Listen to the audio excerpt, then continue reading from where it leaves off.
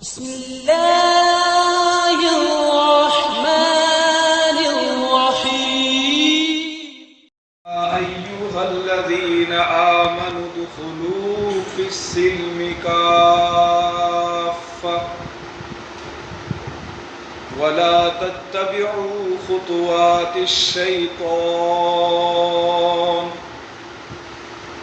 إنه لكم عدو مبين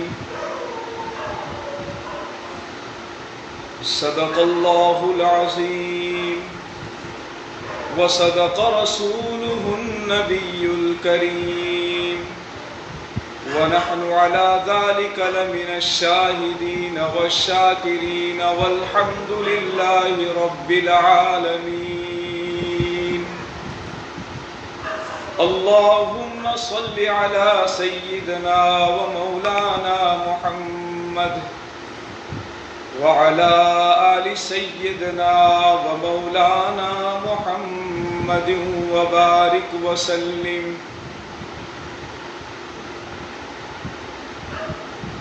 اے خاصان رسول وقت دعا ہے امت پہ تیری آ کے عجب وقت پڑا ہے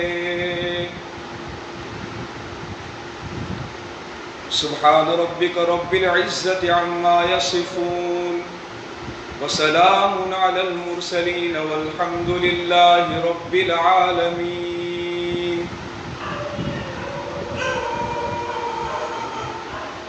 قرآن کریم کی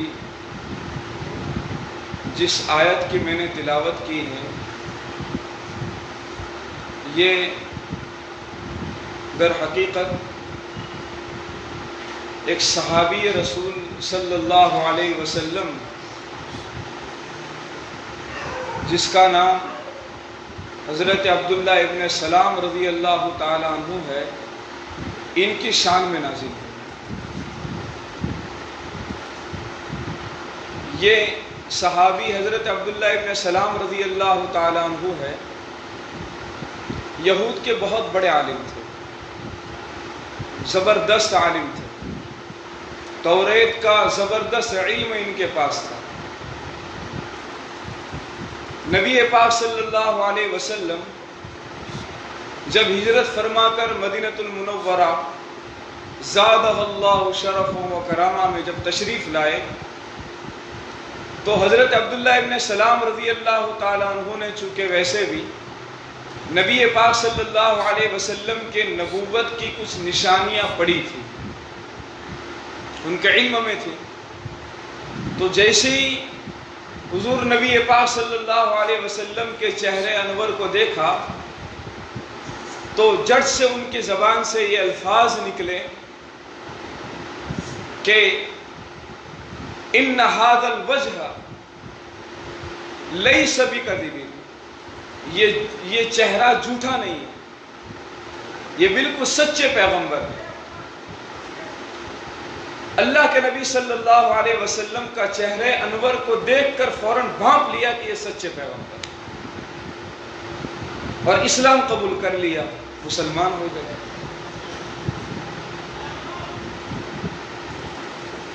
مسلمان ہو جانے کے بعد حضرت عبداللہ ابن سلام رضی اللہ تعالیٰ عنہ نے اللہ کے نبی صلی اللہ علیہ وسلم کی خدمت میں عرض کیا کہ یا رسول اللہ صلی اللہ علیہ وسلم، میری قوم یہودی بڑی عجیب قوم، دوغلاپن ان میں زیادہ ہے، ابھی کچھ کہتی ہیں اور تھوڑی دیر کے بعد اپنی زبان کو بدل دیتی ہیں، ابھی کہیں گی کہ معاملہ ایسا ہے، تھوڑی دیر کے بعد اپنے بات سے مکر جائے گی۔ یہ ایسی دوغلاپن قوم ہے یہودی۔ کس نے کہا؟ بولو۔ حضرت عبداللہ ابن سلام رضی اللہ تعالیٰ عنہ نے نبی پاک صلی اللہ علیہ وسلم کی خدمت میں یہ بات عرض کی۔ ابھی یہ سلسلہ چل ہی رہا تھا کہ اتنے میں یہودیوں کی ایک جماعت آئی نبی پاک صلی اللہ علیہ وسلم کی خدمت میں، اور حضور نے فرمایا کہ عبداللہ ابن سلام دیکھو آپ کی کچھ یہودی آ رہے ہیں، اور عبداللہ ابن سلام رضی اللہ تعالیٰ عنہ وہاں سے کھڑے ہو کر چھپ گئے۔ اتنے میں یہ پوری جماعت یہودیوں کی آئی نبی پاک صلی اللہ علیہ وسلم کی خدمت میں، کچھ سوالات کو لے کر، کچھ باتوں کو پوچھنے کے لیے۔ نبی پاک صلی اللہ علیہ وسلم نے ان کے سوال کا جواب دیا۔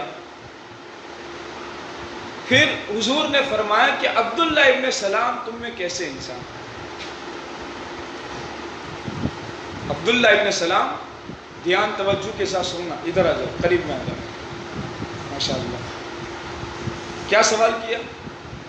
عبداللہ ابن سلام تم میں کیسے انسان ہیں؟ تو یہودی کہنے لگے وہ تو کیا کہیے، وہ تو ہمارے بہت بڑے عالم ہیں، وہ خیرنا وہ ابن خیرنا، ہم میں بہترین انسان عبداللہ ابن سلام، اور بہترین انسان کے بہترین بیٹے ہیں۔ کہ اگر وہ اسلام قبول کر لے اور مسلمان ہو جائے تو کہا ہو ہی نہیں سکتا، یہ مذہب اسلام کو قبول کر لے، ایسا تو کسی حال میں نہیں ہو سکتا۔ کہا چلو مان لو کہ اگر انہوں نے اسلام کو قبول کر لیا تو تم کیا کہو گے؟ کہا ہو ہی نہیں سکتا۔ آپ جیسے جاہل جٹ، یہودی سب جانتے تھے کہ یہ پکے اور واقعتاً سچے پیغمبر ہیں، لیکن ایک عناد تھا، ایک سرکشی تھی، ایک حسد تھا، تو مارے حسد کے کہنے لگے کہ آپ جیسے جھوٹے پر ایک ہماری قوم کا، ہماری برادری کا اور ہمارے دین اور مذہب کا ماننے والا بہت بڑا عالم، کہ آپ جیسے انسان پر ایمان قبول کر سکتا ہے، آپ کے ہاتھ پر اسلام قبول کر سکتا ہے، ایسے کیسے ہو سکتا ہے؟ یہ نہیں ہو سکتا۔ کہا اگر ہو جائے تو؟ کہا نہیں ہو سکتا۔ کہا اچھا، کہا میں پھر کہتا ہوں کہ عبداللہ ابن سلام اگر مسلمان ہو جائے تو تم کیا کہوں گے؟ کہا ہو ہی نہیں سکتا۔ اتنے میں پیچھے حضرت عبداللہ ابن سلام رضی اللہ تعالیٰ عنہ تھے، آئے اور کہا اشہد ان لا الہ الا اللہ، اشہد ان لا الہ الا اللہ واشہد ان محمد رسول اللہ صلی اللہ علیہ وسلم۔ سب کے سامنے اقرار کیا، میں گواہی دیتا ہوں اس بات کی کہ اللہ کے سوا کوئی معبود نہیں، اور محمد عربی صلی اللہ علیہ وسلم اللہ کے سچے پیغمبر۔ ابھی جیسے ہی اظہار کیا ایمان اور اسلام کا، تو جو یہودی تھے وہ کہنے لگے، بھڑک اٹھے اور کہا کہ ہوا شرنا و ابن شرنا، یہ ہمیں بدترین انسان ہے اور بدترین انسان کا بدترین بیٹا۔ دیکھ لیا دغلاپن۔ پہلے تو انہی شخصیت کے بارے میں حضرت عبداللہ ابن سلام رضی اللہ تعالیٰ عنہ کے بعد میں یہی لوگ کہہ رہے تھے کہ یہ اچھے انسان ہیں، لیکن جب حقیقت کا انہوں نے اظہار کر لیا اور اسلام کے کلمے کو پڑھ لیا اور مسلمان ہو گئے، تو اسی قوم نے پھر اپنی بات کو بدل کر کے کہا کہ یہ تو ہمیں بہت بدترین انسان۔ بات واضح ہو گئی۔ تو حضرت عبداللہ ابن سلام رضی اللہ تعالیٰ عنہ نے نبی پاک صلی اللہ علیہ وسلم کی خدمت میں اپنی قوم یہودیت کے دوغلے پن کو بیان کیا کہ یہ ایسی قوم ہے، بات سے کب مکر جائے اس کا کوئی ٹھکانہ نہیں۔ دیکھیے حضرت عبداللہ ابن سلام رضی اللہ تعالیٰ عنہ یہ یہود کے بہت بڑے عالم تھے، جیسے میں نے ابھی کہا، اور ان کے مذہب میں اونٹ کا گوشت کھانا حرام تھا۔ اب ظاہر سی بات ہے کہ جو پیدائشی یہودی ہوں اور جس نے اونٹ کے گوشت کو کبھی کھایا نہ ہو اور اس کو کہا جائے کہ اونٹ کا گوشت کھاؤ تو کھائے گا، تو طبعی کراہت ہوتی ہے۔ جیسے ہم میں بہت سارے لوگ ایسے ہوں گے جن کو چائے کا نشہ نہیں ہے، وہ چائے اگر ان کے سامنے پیش کی جائے کہ ہم سب چائے کا ہی پیش، پہلے سے پیتا نہ تھی چائے، تو بعض چائے نہ پینے کے عادی ہوتے ہیں اور بعض چائے کے رسیے ہوتے ہیں، ان کو چائے اگر منٹ پر دے دی جائے تو فوراً قبول کر لیں گے۔ نشہ ہوتا ہے نا، نشہ ہر چیز کا ایک نشہ ہوتا ہے۔ بازو کا نشہ، تعریف کے پھول اس کے سامنے باندھو تو وہ خوش ہو جاتے ہیں۔ حضرت تھانی رحمۃ اللہ علیہ فرماتے ہیں کہ انسان، جانور جو ہوتا ہے وہ منہ کے راستے سے موٹا ہوتا ہے اور انسان کان کے راستے سے موٹا ہوتا ہے. ایک نشہ ہے. اللہ تعالی ہم سب کو حقیقت سمجھا دے. ہم حقیقت سمجھنا چاہتے ہیں یا نہیں چاہتے؟ اللہ ہم سب کو سمجھا دیں گے انشاءاللہ. تو اونٹ کا گوشت یہ دین یہودیت میں حرام تھا، ممنوع تھا. حضرت عبداللہ ابن سلام رضی اللہ تعالیٰ عنہ نے اپنی پوری زندگی میں، اسلام سے پہلے کی زندگی میں کبھی اونٹ کا گوشت نہیں کھایا تھا. حرام تھا. مسلمان ہو گئے، اسلام قبول کر لیا، تو اب دل میں دو طرح کے داعیے پیدا ہوئے. ایک تو یہ بات پیدا ہوئی کہ ہم مذہب اسلام کو قبول کر چکے ہیں، لیکن شروع سے اونٹ کے گوشت کے کھانے کا چونکہ مزاج نہیں بنا ہے، طبیعت آمادہ نہیں ہو رہی ہے، اور دل میں بہت زیادہ اونٹ کے گوشت کے بارے میں کراہیت پیدا ہوتی ہے. اگر میں نہیں کھاؤں گا تو یہودیوں میں یہ بات ہوگی کہ دیکھو یہ جب ہمارے پاس آتا ہے تو کتاب توریت پر عمل کرتا ہے، جب حضور کے پاس اور ان کے محمد کے پاس جاتا ہے تو بڑی بڑی باتیں کرتا ہے. اس لیے کہ مذہب اسلام میں اونٹ کا گوشت کھانا حلال ہے، جائز ہے، اور دین یہودیت پر اونٹ کا گوشت کھانا جائز نہیں ہے. اب مسلمان ہو گئے تو اب طبیعت کا تقاضا تو یہ ہے کہ اونٹ کا گوشت نہ کھائے. دل میں مانتے تو ہیں کہ اونٹ کا گوشت حلال ہے، لیکن شریعت مطہرہ یوں کہتی ہے کہ جب تم مسلمان ہو گئے ہو تو اب مکمل طور پر اسلام کا حق ادا کر کے بتاؤ. یا ایھا الذین آمنوا ادخلوا فی السلم کافہ. یہ اللہ تعالیٰ شانہ کا اپنے بندوں سے مطالبہ. ہم لوگ مسلمان ہیں یا نہیں بولو؟ ہے نا؟ ہم سب اللہ کی دی ہوئی توفیق سے مسلمان. اللہ ہمیں اسلام پر زندہ رکھیں، اسلام پر اللہ ہمیں موت نصیب فرمائے، ایمان کا نور نصیب فرمائے، ایمان کے نور کے ساتھ ہم دنیا سے جائیں. اللہ تعالیٰ سے ہمیشہ اسلام پر جینا، اسلام پر مرنا، ایمان کے انوارات کے ساتھ جینا، ایمان کے نور کو لے کر جانا، اللہ تعالیٰ سے ہر وقت مانگتے رہے. وہ سونی جو ہوتا ہے وہ سمجھتا ہے کہ سونے اور ہیرے کی کیا قیمت ہے. وہ حقیقت والے جو ایمان والے بندے ہوتے ہیں وہ سمجھ جاتے ہیں کہ ایمان کا نور کتنا قیمتی ہوتا ہے. یہ بہت بڑے صحابی حضرت عبداللہ ابن سلام، ایک تو حضرت موسیٰ علیہ السلام کی شریعت پر بھی انہوں نے ایمان قبول کیا تھا. پھر حضور کی بعثت ہوئی، حضور کے چہرے انور کو دیکھ کر انہوں نے باپ لیا کہ سچے پیغمبر ہیں، اسلام قبول کر لیا، مسلمان ہو گئے.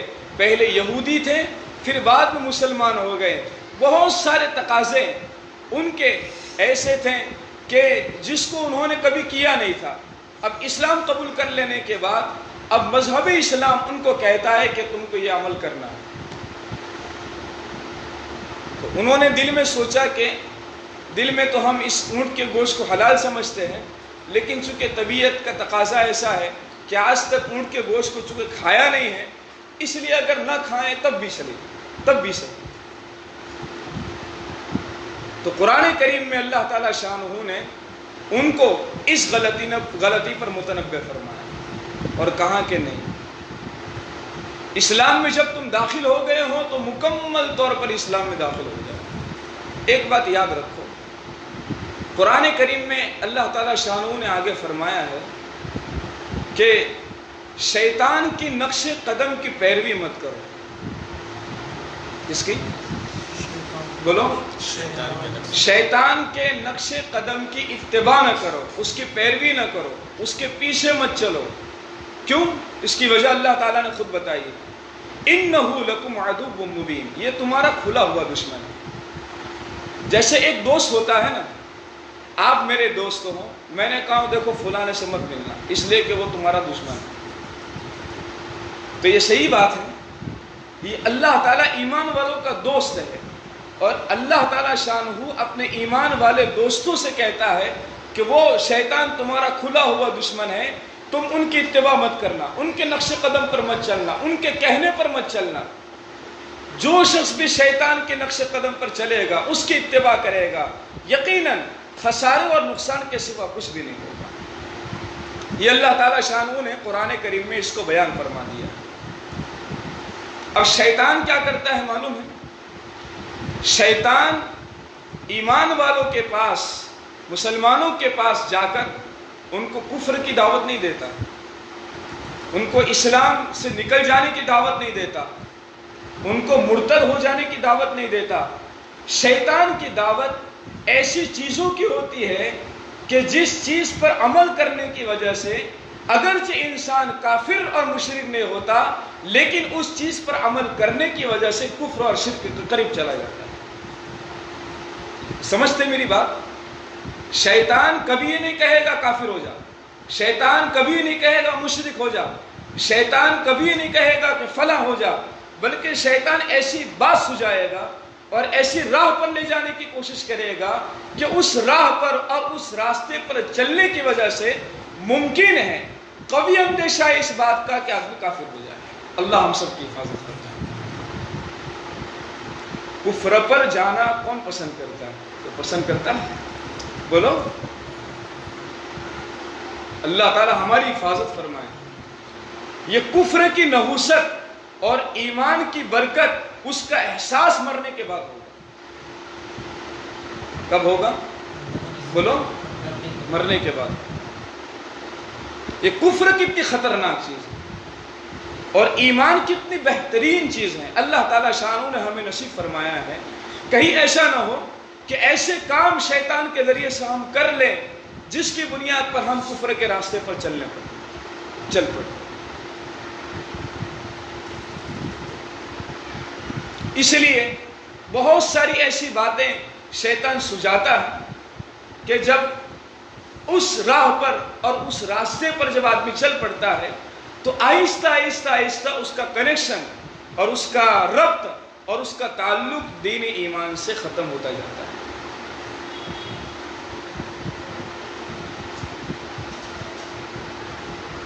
ایک آپ کو مثال دوں،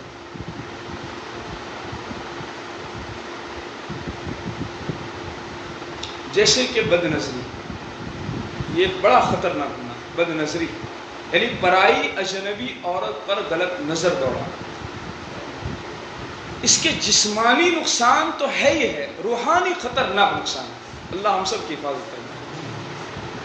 ایک آدمی اگر کسی عورت پر، کسی اجنبی عورت پر اگر نظر کرتا ہے اور دل میں ایسا لگا کہ بہت خوبصورت ہے، کاش کہ میرے پاس آ جاتی۔ یہ شہوت ایک ایسی چیز ہے نا، یہ موت کے سوا اس کو کوئی شہوت پوری کر ہی نہیں سکتا۔ آدمی کہے کہ بس منصب اٹلو ملی جائے، خالی اٹلی ملی جائے، بس پچھے تو کوئی بیجی شادی کرنی نہیں، ایک مل جائے۔ وہ ایک اگر مل گئی جو دنیا کی سب سے زیادہ خوبصورت ہے، خوبصورت لڑکی مل جانے کے باوجود بھی ایک آدھ مہینے کے بعد پھر امنگ اور پھر تمنا پیدا ہوگی کہ کاش کوئی دوسرا عورت مل جائے۔ یہ شہوت ایک ایسی چیز ہے۔ اور ایک بات یاد رکھے اصولی کہ یہ مادیات جو چیزیں ہیں، مادیات کی قبیل سے ہیں، یعنی جس کا تعلق روح اور روحانیت کے ساتھ جس چیز کا تعلق نہیں ہے، جیسے کہ خوبصورتی کا ہونا، جیسے کہ بہت بڑے مالدار کا ہو جانا، یہ سب مادیات کے ساتھ تعلق ہے۔ یہ مادی چیزیں وقتی ہوتی ہیں، ہمیشہ نہیں ہوتی۔ خوبصورتی بتائیے، خوبصورتی میں کمی ہوتی ہے، اضافہ ہوتا ہے؟ جیسے دن جاتے ہیں یوں خوبصورتی ڈھلتی ہے۔ آدمی کی خوبصورتی میں اضافہ نہیں ہوتا، بلکہ خوبصورتی۔ کبھی ایسا ہوا کہ 35 سال کی لڑکی اچانک 25 سال میں تبدیل ہو گئی؟ ہوا ایسا؟ وہ 35 کے بعد جائے گی 45 میں، 45 کے بعد جائے گی 55 میں، 55 کے بعد جائے گی پھر 65 میں، اور 65 کے بعد جائے گی 75 میں، اور 75 سے آگے نکل کر 95 میں، اور پھر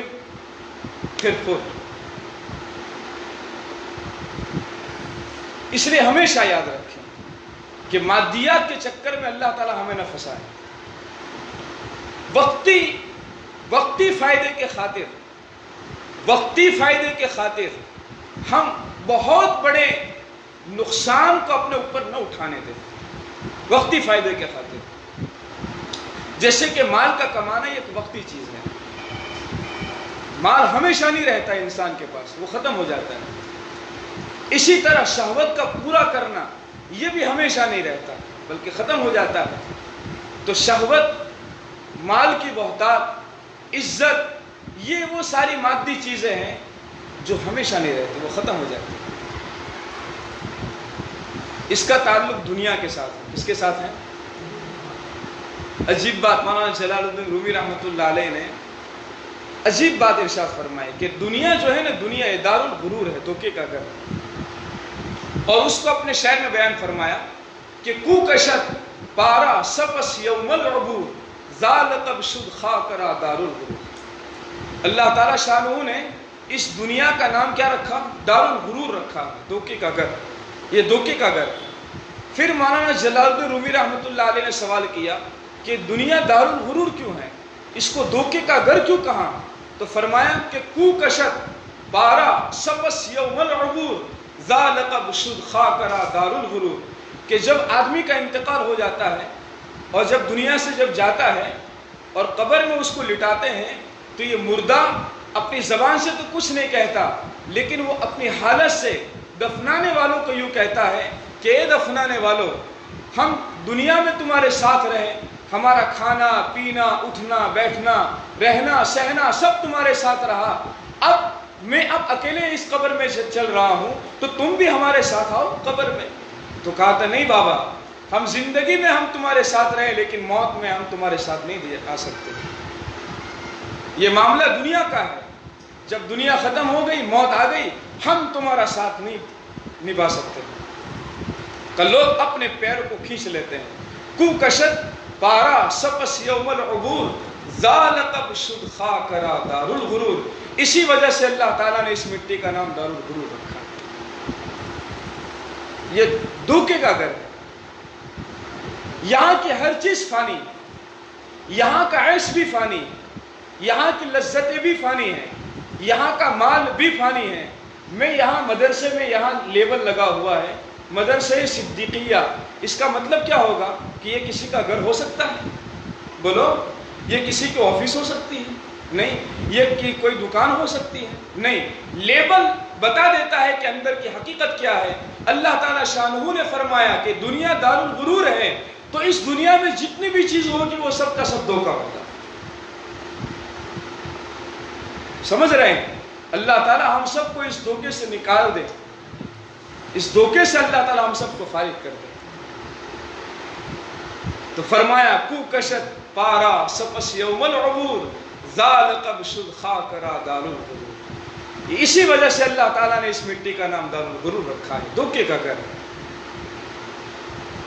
مبارک ہیں وہ لوگ، سمجھدار ہیں وہ لوگ، عقل مند و ہوشیار ہیں وہ لوگ جو اس دنیا کی حقیقت کو سمجھ کر اس دنیا سے ہمیشہ کنارہ کش رہتے ہیں، بھاگتے ہیں، دور بھاگتے ہیں. بہت مبارک لوگ. اس لیے حضرات علماء فرماتے ہیں کہ دنیا کی حقیقت کو سمجھنے کے بعد آدمی کا پورا رخ کنورٹ ہو جائے اور آدمی کی پوری زندگی چینج ہو جائے اور اسلام اور شریعت کے مطابق ہو جائے، یہ انسان کے عقل مندی کی نشانی ہے. یہ عقل مند انسان ہوشیار. احمق اور بیوقوف اور بین الاقوامی الو اور گدھا انسان وہ ہے جو اپنی حقیقت کو سمجھنے کے باوجود بھی چوکنا نہیں ہوتا، اس کے دل پر اثر نہیں ہوتا. میں یوں کہوں کہ یہ زہر ہے، آپ اس کو کھاؤ گے تو آپ کی جان چلی جائے گی، اور پھر بھی اگر وہ انسان اس چیز کو اپناتا ہے، یہ دلیل ہے کہ یہ بیوقوف اور احمق قسم کا انسان ہے جو اپنے نفع اور نقصان کی چیزوں کو سمجھنے کے باوجود بھی نقصان کی چیزوں کو اپنے اندر لانے کی کوشش کرتا ہے.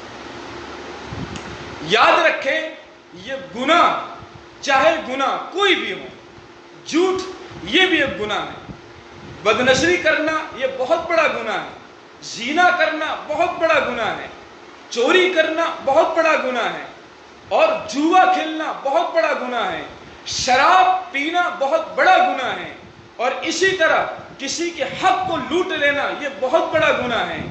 اللہ ان تمام گناہوں سے ہم سب کی حفاظت فرمائے. اس کی نحوستیں، جوئے کی اور شراب کی نحوست اگر بیان کروں، اس کے جسمانی اور طبی اور روحانی اس کے نقصانات اگر بیان کروں، تو آدمی کان پکڑ لے گا کہ اللہ ہماری حفاظت فرمائے، نسلوں کی حفاظت فرمائے، اولادوں کی حفاظت فرمائے، جوان نسلوں کی حفاظت فرمائے۔ شراب ایک مرتبہ پینے سے آدمی ظاہری اعتبار سے تو چست اور چوکن اور طاقتور بن جائے گا، لیکن اس کے بعد کی جو جسمانی تکلیفیں ہیں، جو اس کے پھیپھڑوں کو تباہ و برباد کر دیتا ہے اور دل اور گردے کو نرم کر کے رکھ دیتا ہے، اور پھر نہ جانے بلڈ پریشر کی جو بیماری ہے اور اس طرح نہ جانے بہت ساری بیماریوں کا انسان شکار ہو جاتا ہے۔ ایک شراب، اللہ تعالیٰ شانوں نے شراب کو حرام فرمایا۔ انما الخمر والمیسر والانصاب والازلام رجس من عمل الشیطان۔ گندگی اللہ تعالیٰ نے فرمائی کہ شراب اور جوا یہ گندی چیز ہے، گندی، سمجھتے ہیں گندی چیز۔ خراب کو خراب اگر آدمی نہ کہیں، بتائیے اس کے دماغ کا علاج کروانا چاہیے کہ نہیں کروانا چاہیے؟ میں یوں کہوں کہ بھئی یہ چیز نقصان دہ ہے، یہ خراب چیز ہے، تو خراب سے بچنا چاہیے کہ اس کو کرنا چاہیے؟ بولو بولو، بچنا چاہیے نا، اس لیے کہ یہ چیز خراب ہے۔ خر کے معنی ہوتا ہے گدھا، آپ کے معنی ہوتا ہے پانی، خراب کا مطلب ہوا گدھے کا پانی۔ گدھے کا پانی کوئی پیتا ہے؟ تو یہ اللہ تعالیٰ شانہ نے ان گناہوں کو نجاست اور غلاظت اور گندگی سے اس کو بیان کیا ہے کہ یہ تو من عمل الشیطان، شیطان کے کاموں میں سے۔ ایک بات یاد رکھیں، معاشی زندگی میں،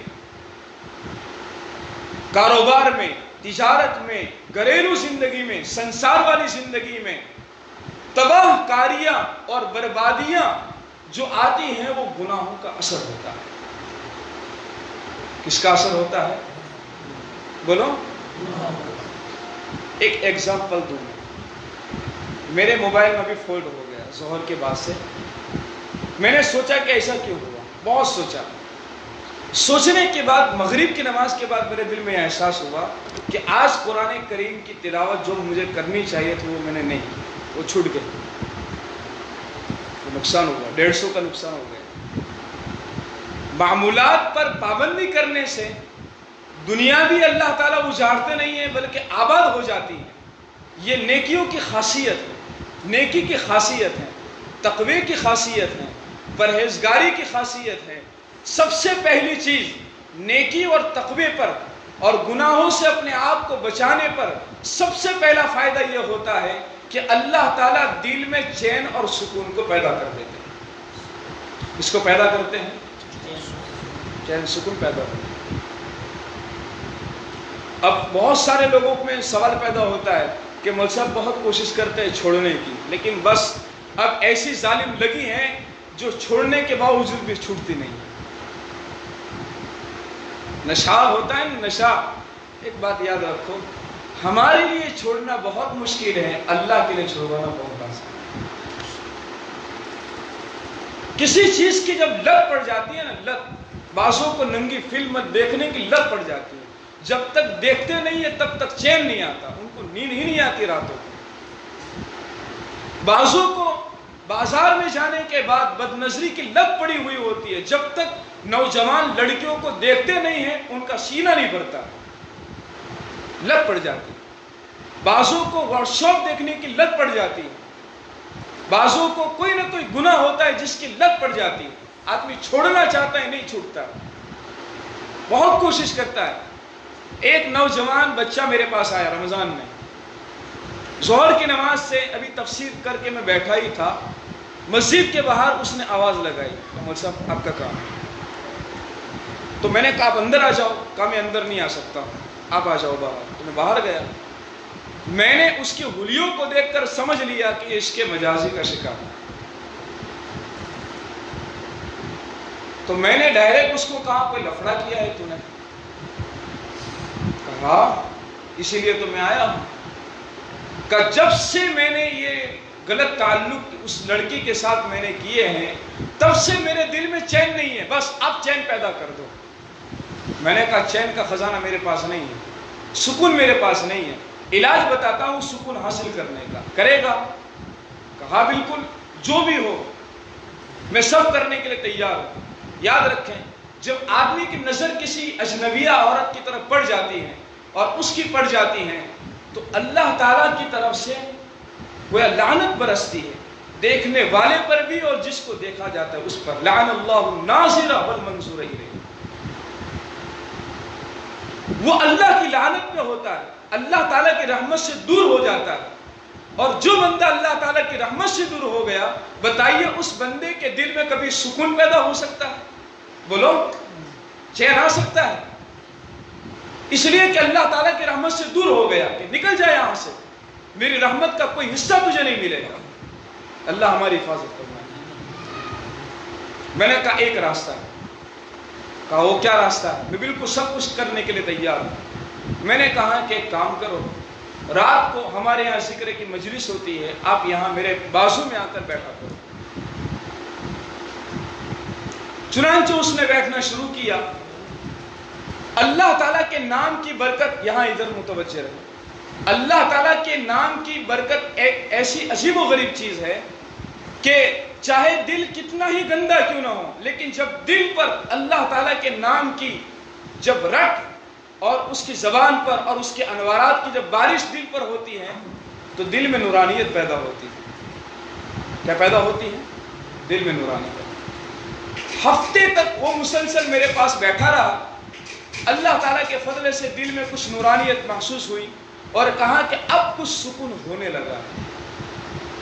ایک دم دبلا پتلا ہو گیا تھا، یوں اگر میں پھونک دوں نا تو وہ گر جائے، کچھ رہا ہی نہیں تھا۔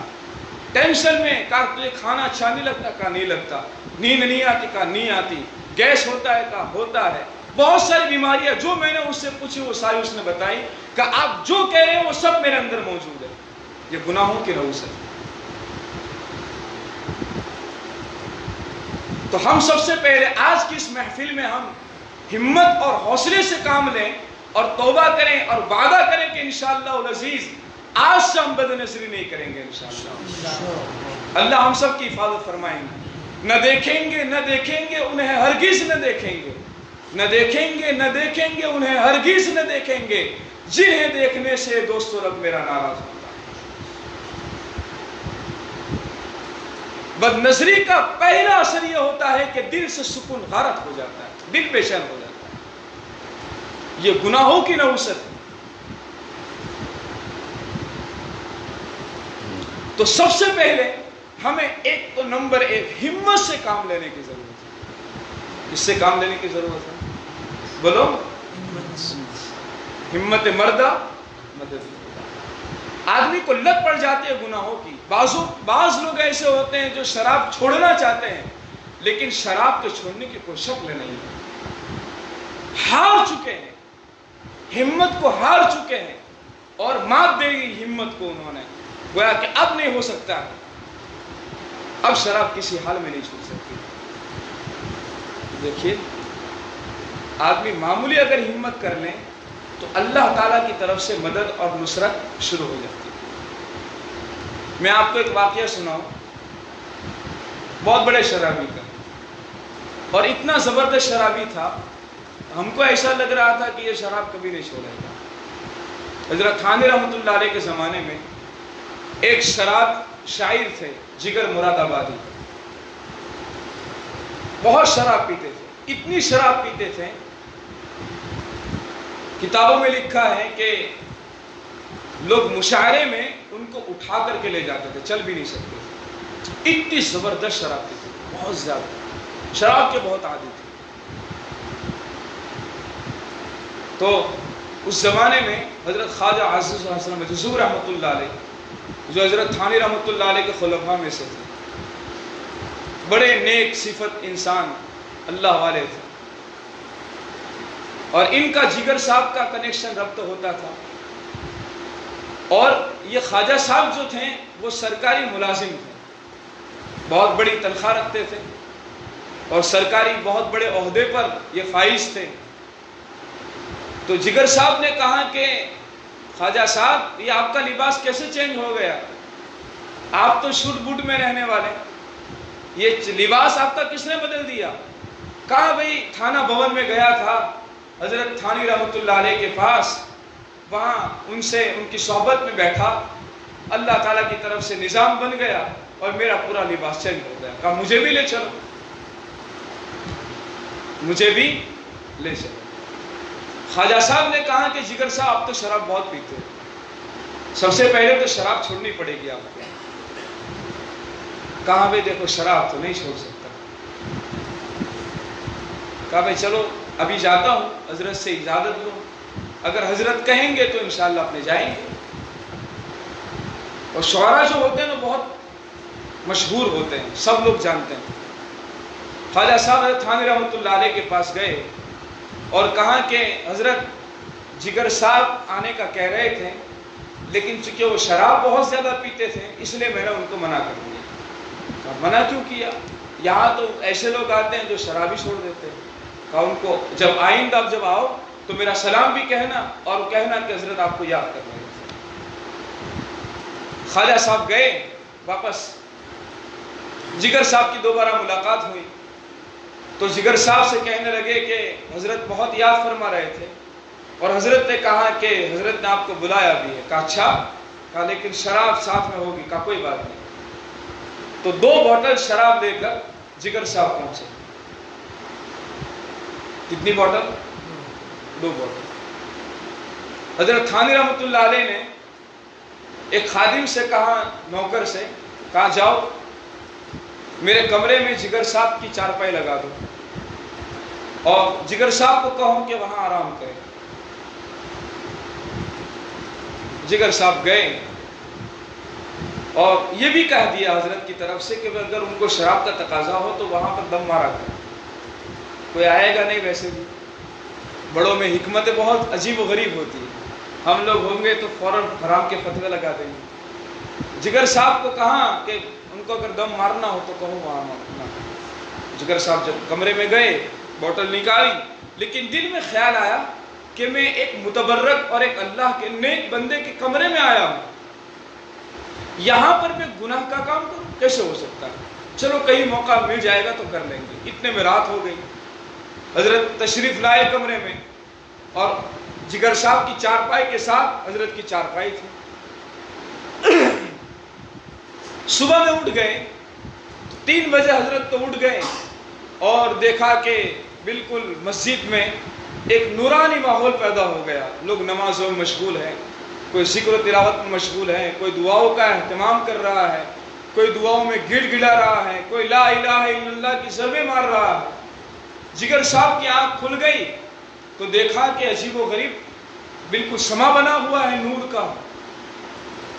تو دل میں سوچا کہ جگر کبھی نماز تو پڑھی نہیں، چلو ابھی اٹھ جاؤ، سویا پڑا رہے گا اچھا نہیں ہے.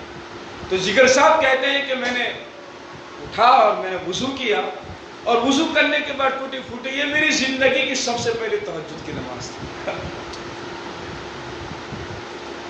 شرابی ہے کون ہے؟ ہم کہیں گے بھئی یہ لت چھوٹتی نہیں ہے، دیکھو کیسے چھوٹتی ہے. جگر صاحب گئے، وضو کیا اور وضو کرنے کے بعد تہجد کی 2 رکعت نفل پڑھی، ٹوٹی پھوٹی دعائیں مانگی. اتنے میں فجر کی نماز کا وقت ہو گیا. فجر کی نماز سے فارغ ہونے کے بعد حضرت مولانا اشرف علی صاحب تھانوی نور اللہ مرقدہ کی خدمت میں گئے اور حضرت کے سامنے کہا کہ حضرت 3 دعا میرے لیے کر لو. کتنی؟ بولو کتنی دعا؟ 3 دعا. کون کون سی؟ پہلی دعا اگر ہم کہتے تو یہی کہتے ہیں کہ ہمارا ایک بنگلہ بن جائے، اور دوسری دعا یہ ہے کہ ایک گاڑی مل جائے، اور تیسری دعا یہ ہے کہ بہترین جاب مل جائے. یہی کرتے ہیں نا. لیکن جگر صاحب چونکہ ایک دل لے کر گئے تھے، وہاں جا کر حضرت کو کہا کہ حضرت میرے لیے 3 دعا کرو. کہ پہلی دعا تو یہ کرو کہ میں شراب چھوڑوں. جب دل میں ارادہ ہوتا ہے کسی کام کو چھوڑنے کا تو اللہ تعالیٰ کی طرف سے مدد بھی آتی ہے. پہلی دعا یہ کرو کہ میں شراب چھوڑوں. اور دوسری دعا یہ کرو کہ میں داڑھی رکھ لوں، داڑھی بھی نہیں تھی جگر صاحب کی، اور تیسری دعا یہ کرو کہ میرا ایمان پر خاتمہ ہو جائے۔ یہ 3 دعاؤں کی درخواست حضرت تھانوی رحمۃ اللہ علیہ کے پاس کی۔ اس اللہ کے ولی نے ہاتھ اٹھا دیے۔ پہلے جگر صاحب نے وعدہ کیا کہ حضرت میں آپ سے وعدہ کرتا ہوں کہ آئندہ آپ شراب نہیں پیوں گا۔ کیا نہیں پیوں گا؟ شراب۔ وعدہ کر لیا، بالکل مضبوط وعدہ، اب توڑوں گا نہیں انشاءاللہ۔ گھر گئے، گھر جانے کے بعد 2-4 دن تو شراب نہیں پی، پھر جب شراب بالکل بند کر دی تو بیمار ہو گئے، اور اتنے زبردست بیمار ہو گئے کہ ڈاکٹر کے بورڈ نے یوں کہا کہ جگر صاحب تھوڑی پیا کرو ورنہ جگر خراب ہو جائے گا، بیمار ہو جاؤں گے، مر جاؤں گے، اس لیے دن میں 1-8 مرتبہ دم مار دیا کرو۔ ایک دم تم نے تو بریک ایسی زبردست لگائی ہے کہ بس۔ جگر صاحب نے سوال کیا حکمت والا، کہا کہ ڈاکٹر صاحب اگر میں شراب پیوں گا تو کب تک جیوں گا؟ کہا 10-12 سال اور جی سکیں گے۔ کہا اچھا، کہا جگر کو ابھی ہی موت آ جائے یہ زیادہ پسند ہے اس بات سے کہ جگر اللہ تعالیٰ کی نافرمانی کے ساتھ 12 سال گزارے، جگر ابھی مرنا چاہتا ہے۔ اب ارادہ کر لیا ہے کہ آئندہ شراب کا ایک قطرہ اپنے حلق سے نیچے نہیں اتاروں گا، تو بھلے جان چلی جائے، لیکن جگر نے ایک وعدہ کر لیا ہے شراب نہ پینے کا، اب نہیں پیوں گا۔ اللہ تعالیٰ ان کے حوصلے کو قبول فرمائے۔ ہم سب بھی ایسے حوصلے کریں، گناہوں کے چھوڑنے کے حوصلے کریں، ہمت کریں، اللہ تعالیٰ سے دعائیں مانگے کہ اللہ تعالیٰ اس لت سے ہم سب کو نکال دے۔ اللہ کے لیے نکالنا آسان ہے، ہم لوگوں کے لیے نکلنا مشکل ہے۔ کریں گے نا انشاءاللہ؟ بات ختم کر کے جاری رکھتے۔ تو حضرت جگر صاحب نے وعدہ کر لیا تھا، تو ڈاکٹر کے بورڈ کو تو صاف کہہ دیا کہ اب کسی بھی حال میں مر جاؤں تو مرنے کے لیے تیار ہوں، لیکن ایک ارادہ اور ایک وعدہ میں نے اپنے حضرت سے کر لیا ہے، اب شراب نہیں پیوں۔ ان کی اس ہمت اور حوصلے کی برکت سے دیکھیے اللہ تعالیٰ نے ان کو تندرستی بھی نصیب فرمائی، صحت عطا فرمائی، اور اللہ تعالیٰ کی طرف سے نظام بنا حج کا۔ اس کا جس بندے نے کبھی نماز نہ پڑھی ہو، اللہ جب قبول کر لیتے ہیں، سن لے اے دوست، جب ایام بھلے آتے ہیں گھات ملنے کے وہ خود آپ کی طرف آتے ہیں۔ اللہ تعالیٰ کی طرف سے ہی ایسا نظام بنتا ہے، آدمی سوچ بھی نہیں سکتا حج۔ اور اس زمانے کا جو حج تھا وہ آج کے زمانے کی طرح نہیں تھا۔ ہم تو ابھی صبح میں بیٹھے رات کو وہاں پہنچ جائیں گے، لیکن اس زمانے میں جو حج تھا وہ 5-5 6-6 مہینے نکل جاتے تھے، اور 1 سال چلا جاتا تھا آدمی حج پڑھ کر کے فارغ ہو کر آتے۔ جب حج پڑھ کر کے جگر صاحب آئے اور دریا کے کنارے پر جب اترے تو آپ نے اپنے سامان سے ایک آئینہ نکالا اور منہ دیکھا اور ایک شعر پڑھا کہ چلو دیکھائے تماشا جگر کا، چلو دیکھائے تماشا جگر کا، سنا ہے کہ وہ کافر مسلمان ہوتے ہیں۔ چلو دیکھائے تماشا جگر کا، سنا ہے کہ وہ کافر مسلمان۔ دیکھیے جگر صاحب کے ایک ہمت پر، ان کے ایک حوصلے پر اللہ تعالیٰ کی طرف سے کتنی زبردست مدد آئی۔ اگر آدمی گناہوں کے چھوڑنے کا ارادہ کر لیں، عزم مصمم کر لیں، تو یقین مانیں اللہ تعالیٰ کی طرف سے پھر ایسی نصرت اور ایسی مدد ہوتی ہے اور ایسے راستے ہموار ہوتے ہیں کہ آدمی سوچ بھی نہیں سکتا۔ ارادہ کرتے ہیں انشاءاللہ، ہم سوچیں کہ میری اپنی زندگی میں کون کون سے گناہ ہیں، ان گناہوں کو اپنی زندگی سے نکالنے کی کوشش کریں۔ دیکھیے اللہ کی دوستی، ہم سب چاہتے ہیں کہ اللہ کے ولی بن جائے، کون چاہتا ہے؟ ہم سب چاہتے ہیں اللہ کے دوست بن جائے۔ دیکھیے اللہ کی ولایت، اللہ کی دوستی بہت آسان ہے، پہاڑ نہیں توڑنے کے، اور لمبے لمبے مجاہدے نہیں کرنے ہیں، اور پوری رات نفلیں نہیں پڑھنی ہیں، اور روزانہ روزے نہیں رکھنے کے ہیں، بہت آسان ہے۔ کہا کتنا؟ ایک چیز تو ہم کو اللہ تعالیٰ نے دی ہے، دوسرا کام کرنا ہے۔ الا ان اولیاء اللہ لا خوف علیہم ولا هم يحزنون الذين آمنوا وكانوا يتقون دو چیزیں ہیں، ایمان اور تقوی. کتنی چیزیں؟ ایمان اور تقوی. ایمان تو اللہ تعالیٰ نے دیا ہے، مسلمان بنایا ہے، ایمان والا بنایا ہے. اب دوسرا کام یہ کرنا ہے کہ ہم اپنے آپ کو گناہوں سے بچائے. جو بھی آدمی اپنے آپ کو گناہوں سے بچانے کی کوشش کرے گا، سمجھ لو کہ وہ اللہ کا ولی بن گیا. کتنا آسان کام ہے، بہت آسان کام ہے نا. بس گناہوں کی جو لت پڑی ہوئی ہیں اس سے نکلنے کی کوشش کرنی ہے.